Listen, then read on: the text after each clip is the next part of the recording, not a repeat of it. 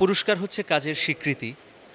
প্রত্যেক সংস্কৃতিকর্মী বা সাহিত্যকর্মী অথবা সাংবাদিকতার কর্মী যদি পুরস্কার পান, তার কাছে এটা নিশ্চয়ই গর্বের, আনন্দের। আজকে আমিও পুরস্কার পেয়েছি, শেরে বাংলা স্বর্ণপদক। খুব ভালো লাগছে। বিশেষ করে শেরে বাংলা, বাংলার একটা স্তম্ভ, যিনি এই বাংলাকে স্বাধীন করার স্বপ্ন দেখেছিলেন, স্বপ্নদ্রষ্টা, সেই স্বপ্নদ্রষ্টার নাম দিয়ে এই পুরস্কার।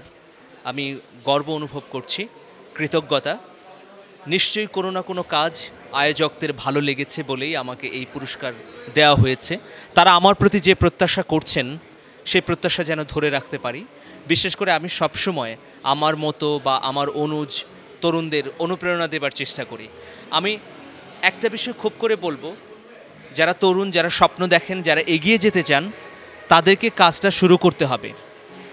আমরা জানি যে কাজ যদি না শুরু করা যায়, তাহলে কখনো সেই কাজের সফলতা আসবে না। সুতরাং তরুণরা 4টি ভাগে বিভক্ত করে কাজগুলো করতে পারে। প্রথমটা হচ্ছে সূচনা পর্ব, দ্বিতীয়টা হচ্ছে উত্থান পর্ব, তৃতীয় হচ্ছে বিকাশ, চতুর্থ হচ্ছে বিপ্লব। একটা জীবনের পূর্ণাঙ্গ সফলতা আসতে পারে এই 4টি কর্মপন্থার মধ্য দিয়ে। এই জন্য আমি তরুণদের বলবো, আপনারা আগে শুরু করুন। শুরু করলে অবশ্যই আপনারা এগিয়ে থাকবেন। শুরু করতে গিয়ে অনেক ব্যর্থতা আসবে। মনে রাখবেন, ব্যর্থতা হচ্ছে সফলতার চাবিকাঠি। আপনি ব্যর্থ হয়েছেন কাজ করতে গিয়ে, তার মানে আপনি এগিয়ে আছেন। আর যে কাজটি শুরু করেনি, তিনি অনেক পিছিয়ে আছেন, কারণ তার কোনো অভিজ্ঞতা নেই। সুতরাং তরুণরা বিজয়ী হবে।